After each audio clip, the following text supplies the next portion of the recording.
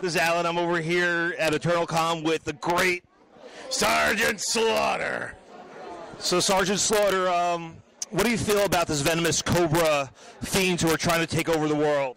Well, you know, it's a terrible thing that people in America would try to turn on this great country we've built since 1776. And I, along with the Marine Corps, along with the G.I. Joe, will stand against Cobra for as long as we draw breath.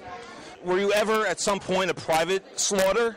Private Slaughter? I clawed my ways through Paris Island right to the top. Are you ever going to become Captain Slaughter? Captain Slaughter, you know, I kind of like Sergeant Slaughter. I like the ring, and somebody's got to whip these Joes into shape if we're going to stay on our top games.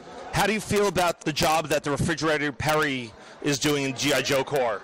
Well, you know, the Refrigerator is a good friend of mine. I haven't seen him in a long time, but like me, he is a living, breathing Joe, and he does a great job at it. Now, they made an adaptation of your life story in the movies, and they failed to include you. What do you have to say about to the filmmakers who did not include you in the G.I. Joe story? You know, it was actually at my request. I like to keep my private affairs exactly that, private. So I figured, why let Cobra know who I am and what my backstory is when it can be used against me.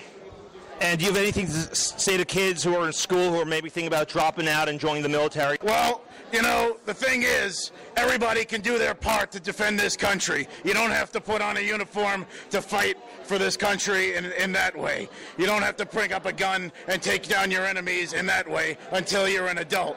But as a kid, you can do plenty. You can fight the home fight. You can fight bullying. You can take care of your peers. You can study hard and advance yourself in this country, because that's what makes this country great.